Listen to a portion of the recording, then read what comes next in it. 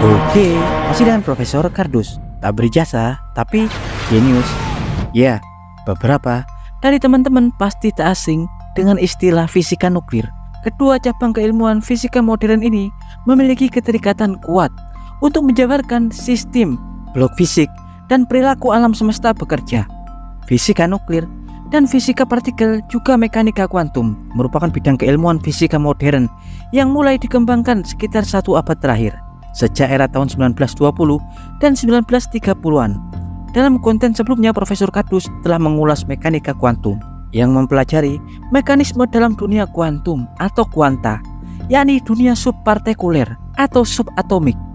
Hal-hal yang lebih kecil dari partikel-partikel dasar atau inti atom seperti proton dan neutron.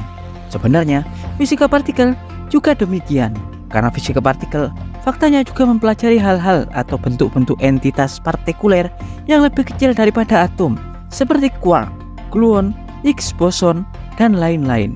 Seperti pada partikel-partikel yang ada pada model standar. Yang menjadi pembeda, mekanika kuantum diketahui bekerja dengan mempelajari mekanisme partikel-partikel kuantum bekerja, seperti masalah bagaimana bisa elektron mengorbit di atas inti atom tanpa bisa jatuh ke dalam inti atom. Karena secara teoritis, menurut Maxwell, setiap orbital elektron yang dipercepat pasti akan memancarkan emisi radiasi elektromagnetik, yang artinya suatu saat elektron-elektron akan jatuh ke dalam inti atom ketika energi radiasinya nantinya akan habis. Sebelum kebingungan itu kemudian dijawab oleh Niels Bohr bahwa elektron akan tetap eksis dalam bentuk orbitalnya dan tidak jatuh karena energi elektron yang terkuantitasi sebanding atau seukuran dengan skala Planck yang super sangat mikro dan sangat ringan, yang merupakan kuanta energi paling kecil di alam semesta.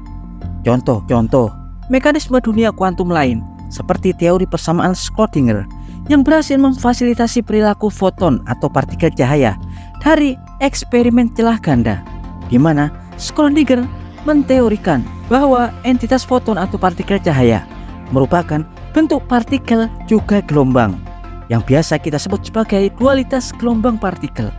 Jadi intinya, mekanika kuantum bekerja dengan mempelajari mekanisme atau mekanika dalam dunia kuanta atau kuantum. Sedang fisika partikel umumnya bekerja dan mempelajari bentuk-bentuk entitas partikulernya, seperti 17 partikel yang telah diketahui dalam model standar fisika partikel. Ya, fisika partikel umumnya bekerja dalam eksperimen-eksperimen modern, seperti eksperimen-eksperimen yang dilakukan di CERN, Fermilab, yang umum mencari entitas-entitas subpartikel fundamental. Eksperimen-eksperimen tersebut umumnya mengakselerasikan atau mempercepat dua berkas partikuler hingga bertumbukan atau collision, pecah, hingga para ilmuwan bisa mengamati entitas-entitas subpartikel apa saja yang menyusunnya, yang kemungkinan masih banyak yang mereka belum pahami. Dalam eksperimen pencarian partikel, sebenarnya bidang keilmuan fisika nuklir juga berperan sangat besar.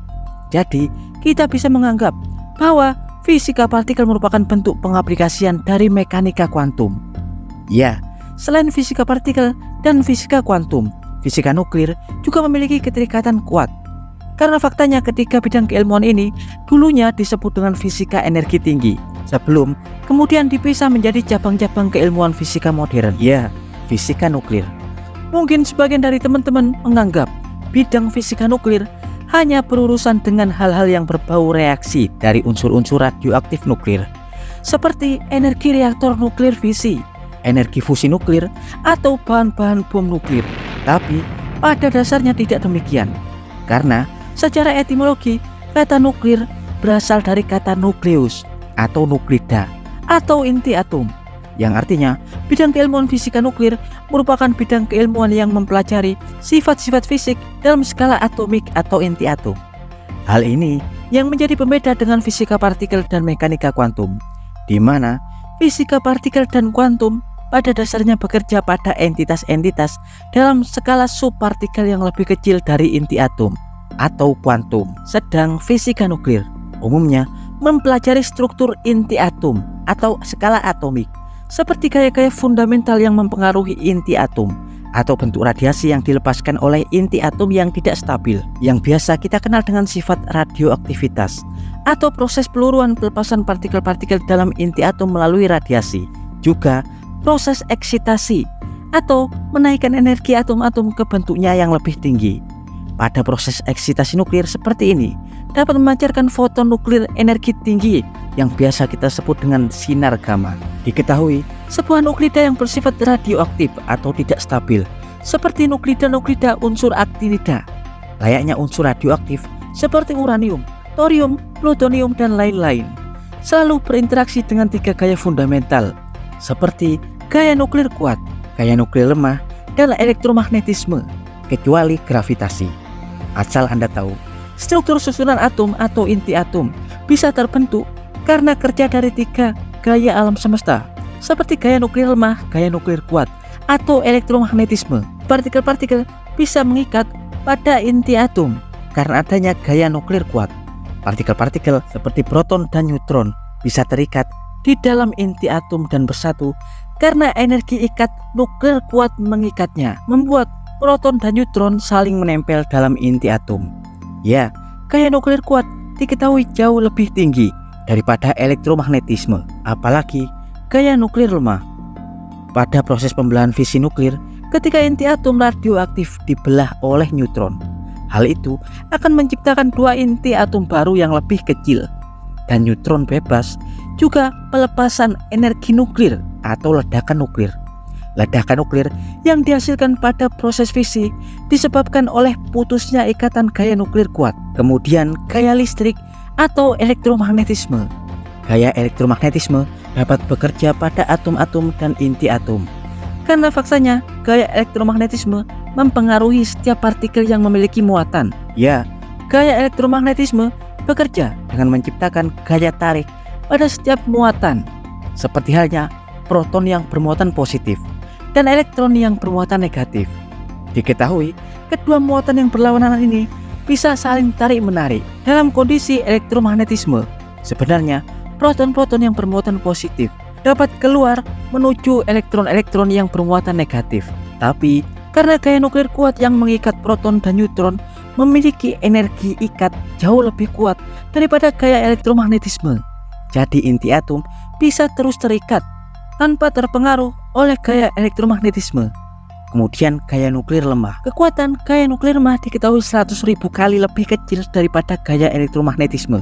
Gaya nuklir lemah bertanggung jawab pada proses peluruhan unsur-unsur radioaktif, terutama peluruhan radiasi beta dan alfa.